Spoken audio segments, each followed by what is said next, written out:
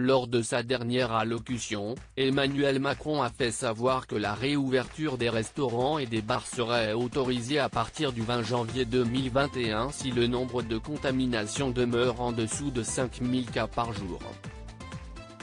Alors que des élus réclament la réouverture de ces derniers plus tôt, Nicolas Dupont-Aignan ne comprend pas pourquoi les restaurateurs ne sont pas autorisés à ouvrir en respectant des mesures strictes alors que la buvette du Sénat est toujours ouverte.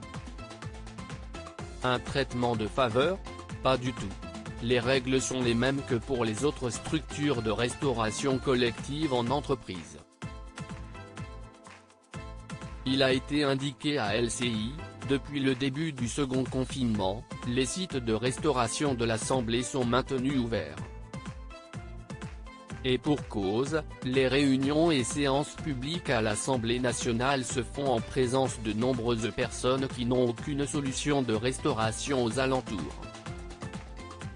Cependant, les députés, collaborateurs ou encore personnel ne peuvent s'y rendre que s'ils trouvent une place assise, le comptoir n'étant plus accessible. Il a ainsi été révélé à LCI, une distance minimale d'1 mètre est garantie entre les chaises. Cet espacement a abouti à supprimer environ la moitié des places, en plaçant les clients en quinconce. La capacité de la buvette des parlementaires, par exemple, est passée de 100 à 47 places. S'ils ne peuvent pas avoir d'invités, les parlementaires ne peuvent plus choisir leur plat et se voient proposer uniquement un menu du jour.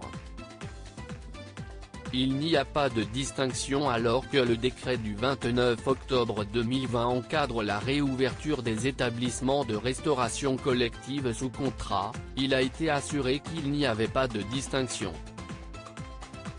Cependant, afin d'éviter la propagation du coronavirus, de nombreux parlementaires font désormais du télétravail.